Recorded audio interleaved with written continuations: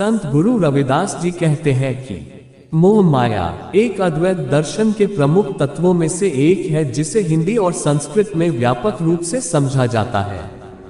मोह माया के सिद्धांत के अनुसार जगत और मनुष्य का असली स्वरूप अज्ञान और भ्रम से ढका हुआ है।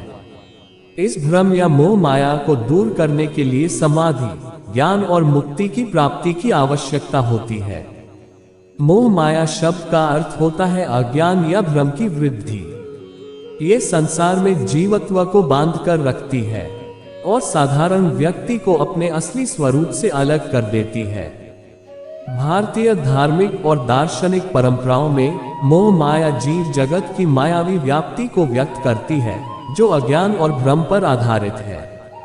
मोह माया को समझने के लिए हमें संसार की प्रकृति और उसकी कार्यप्रणाली को समझने की जरूरत होती है।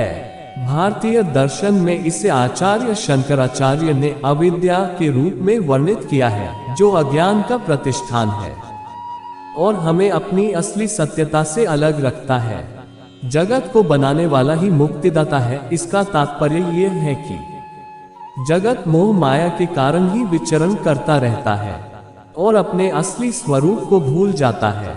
वेदांत दर्शन में कहा जाता है कि ब्रह्म और जगत एक ही सत्य है, लेकिन जगत का अज्ञान हमें विचरण करवाता रहता है और हमें मुक्ति से दूर रखता है।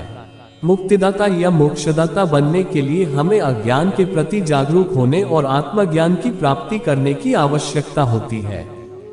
मोह माया को पार करने के लिए वेदांत दर्शन में कुछ मार्ग बताए गए हैं। वेदांत दर्शन का मुख्य तत्व अद्वैत वेदांत है, जिसमें कहा जाता है कि आत्मा और परमात्मा एक है। इस दर्शन के अनुसार जगत और मोह माया वास्तव में अद्वैत है, लेकिन हमारी अज्ञानता के कारण हम इसे द्वैत रूप में देखते हैं। आत्मज्ञान के माध्यम से हम मोह माया को पार करके अपनी असली स्वरूप को पहचान सकते हैं। अद्वैत वेदांत के प्रमुख सिद्धांतों में से एक है विवेक चूड़ामणि, जिसे आदि शंकराचार्य ने रचा है। इस ग्रंथ में उन्होंने अज्ञान को दूर करने के लिए विवेक और वैराग्य की महत्वपूर्ण भूमिका बताई है।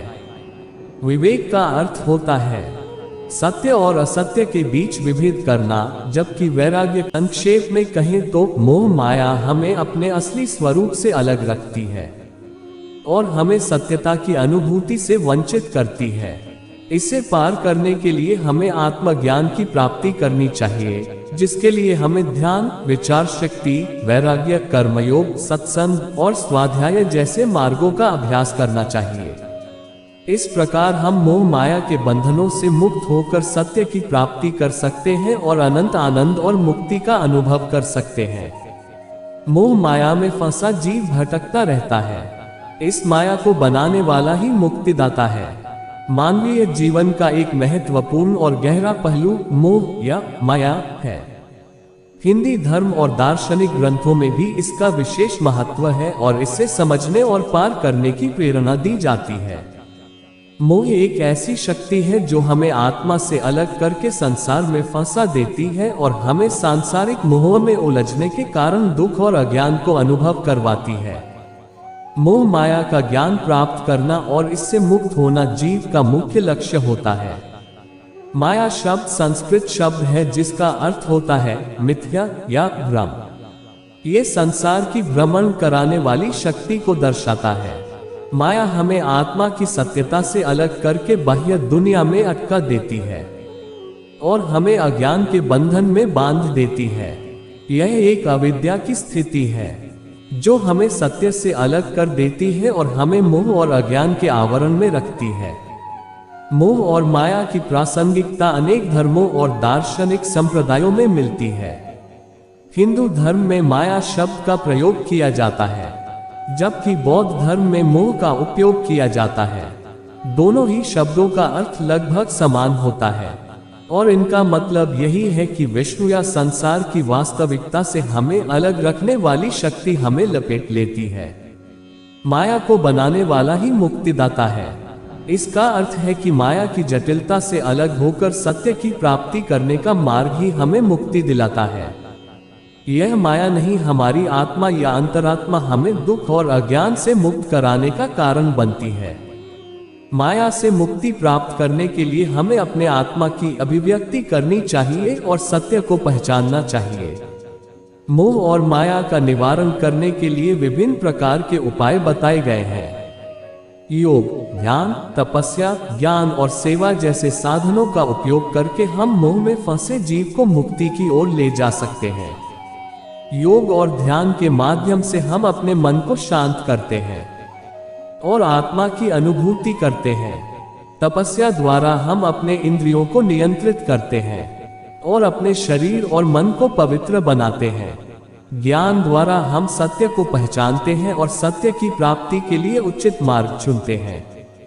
सेवा के माध्यम से हम अपने आप को अल्पात्मा से पहचानते हैं और दूसरों की सेवा करते हैं। माया और मोह के विषय में विचार करने पर हमें ये बात समझनी चाहिए कि माया अपने आप में नकारात्मक नहीं होती है। ये हमारी अवधारणाओं, विचारों और आवश्यकताओं का परिणाम है, जो हमें संसार में बंधने के कारण हमारे लिए पीड़ा और दुख लाती है। माया उत्पन्न होती है जब हम अपने आप को शरीर, मन और विचारों से पहचानते हैं और अपनी सत्यता को भूल जाते हैं। मोह और माया के बंधन से मुक्ति प्राप्त करने के लिए हमें आत्म प्रेम, ज्ञान, त्याग, संयम, सेवा और सच्ची भक्ति के मार्ग पर चलना चाहिए। हमें अपनी अंतरात्मा के साथ एकात्म बनाना चाहिए और अपने आप को अलग करके विश्व में खो देने से बचना चाहिए। जब हम अपनी सत्यता को पहचानते हैं और अपने आप को ईश्वरीय आत्मा से जोड़ते हैं, तब हम माया और मोह के बंधन से मुक्त होते हैं और अनंत आनंद और स्वतंत्रता का अनुभव करते हैं। समाप्ति के रूप में मोह और माया हमारे जीवन के महत्वपूर्ण पहलू हैं। इनका अध्ययन और समझना हमें आत्मा की सत्यता को प्राप्त करने और मुक्ति की प्राप्ति करने का मार्ग दिखाता है। हमें अपने मन को शुद्ध करना और अपनी आत्मा को पहचानने का प्रयास करना चाहिए ताकि हम मोह और माया के बंधन से मुक्त हो सके और सच्ची आनंद और मुक्ति का अनुभव कर सकें। अगर आपको हमारी वीडियो अच्छी लगती है तो लाइक करें, हमारे चैनल को सब्सक्राइब करें और ज़्यादा से ज़्यादा शेयर करें। धन्यवाद।